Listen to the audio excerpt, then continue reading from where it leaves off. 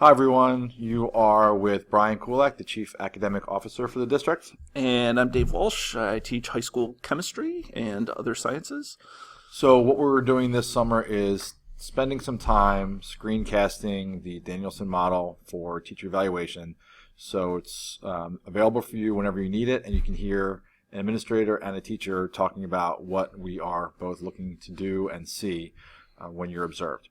So today's cast is on Domain 1, Planning and Preparation, which is the sort of offstage work that you do that contributes to your lesson.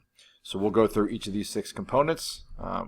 Components are these, 1A through 1F, and we'll just talk briefly about each so you can get a sense of what we're looking for. We'll also show you a video demo and allow you to take a look at that and to score it yourself for use during your new teacher orientation, if that applies to you, at the end of August. So 1A, demonstrating knowledge of content and pedagogy. Simply put, we just want to make sure that what you're presenting is being presented with clarity. You're able to respond to questions based on your pedagogical and content area knowledge, and that you've built relationships with kids so that they feel comfortable coming to you and to each other during your class to discuss those issues that are content related. And Brian, I think that when I'm preparing for this as a teacher, when I'm getting observed, there's not really anything that I do. I just have to show you and show the students that I really know what I'm talking about. So kind of, using appropriate vocabulary in the classroom and things like that, and making sure that the students don't get lost in that vocabulary, And so it's not really anything that I over plan here. This is something that when I'm planning for 1A, I really just try to, show you that I know what I'm talking about is really what I'm aiming for. Yeah, it's a great point. I think you were hired, anybody was hired because we feel like you do have strong content and pedagogical knowledge. The one thing I will kind of say as we move through some of the language, I'm interested in this one here only because it talks about how you can sort of predict proactively what might be a misconception, and your planning prior to that would help kids understand when that happens. Yeah, and sometimes that happens with experience too, is that, after I've been teaching for so many years, I just know kind of where the majority of my students are going to make mistakes, and I can kind of do that. So I can hit those misconceptions pretty early on, and that's definitely a help. Yep. All right, so for knowledge of your students, this is a little bit more encompassing than it might look. First of all, you've already taken great pains before any observation to know your kids. There's going to be references in here to their learning styles, their learning levels, their cultural heritage, anything that might contribute to the day-to-day operation and learning in your class. So when you learn all that about them early, that will help you group them, help you develop lessons that'll address needs for your 504 and IEP kids, and learning styles, which are going to be across the board regardless of the academic level.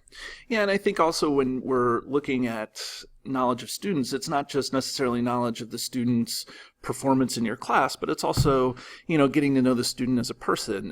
What's going on at home if it's particular. You don't have to do that with every one of your students, but to know those sorts of things. Did they just play field hockey out on the field last night? And taking an interest in who they are as a person definitely helps the teaching process. And I think that that's important to being a teacher. Another point that I wanted to say is making sure that you maintain good records over there in the column. That's just something that will help anybody when we move on. Just moving forward, it's just keep good teaching records. Yep. Keep your grade books up to date. There's even notes in Genesis that you can add. So things like that. So Yep. It's good stuff. And the next one is 1C, setting instructional outcomes. Now, the first thing I'll say as the Chief Academic Officer is your outcomes have probably already been universally decided upon in the curriculum, which is available on Rubicon, and we're going to have videos for that as well.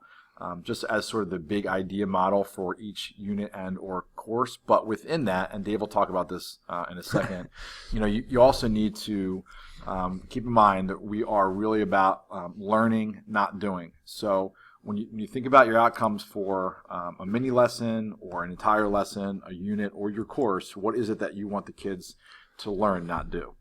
And kind of going off of that is that, the curriculum, we've already have people that have written curriculum, and, those are kind of the learning goals that I use in my curriculum. But, if it strays a little bit, that's fine. As long as it makes sense for what you're teaching, start with the learning goal and make sure that the kids are learning that, no matter how they're learning it, whether it's by video, direct instruction, whatever, set the outcome. And I think that that's good teaching right there.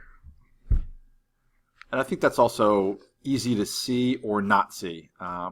When we come in as administrators, it's pretty clear pretty early what the instructional outcome is. And what I like to see, and I think Dave alluded to, is the ability to adjust when the instructional outcome either just won't be met on that day for whatever reason, or will be exceeded, and we need to kind of extend that. And that's going to depend on you and your kids. Yeah, that's the fun part of teaching. Absolutely. Is modifying on the when it goes off script. At least for me. Yeah, I don't think anything that's scripted is as good as that which is not. Right. All right, 1D, demonstrating knowledge of resources. I'm going to kind of defer to Dave on this a little bit. I just want to talk about how we are really kind of going textbookless, really not just here but everywhere.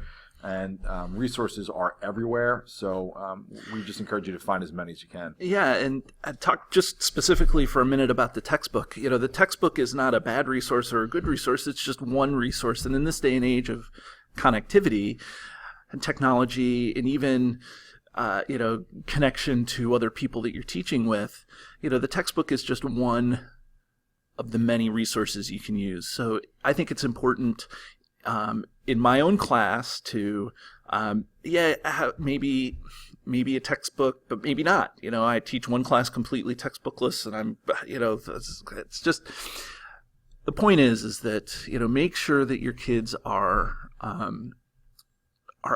getting to all the resources that are available, and hand over the learning to them to find ways that they can learn best, and that kind of goes up to C, knowing your students. That's what we do. We don't, we want them to do. We don't want to do it all ourselves. Yeah, we'll talk about this probably in other videos, but you're going to hear our superintendent talk about how we want teachers to be more tired at the end of any day. The kids to be more tired at any day than the teachers, because they're doing so much of the work.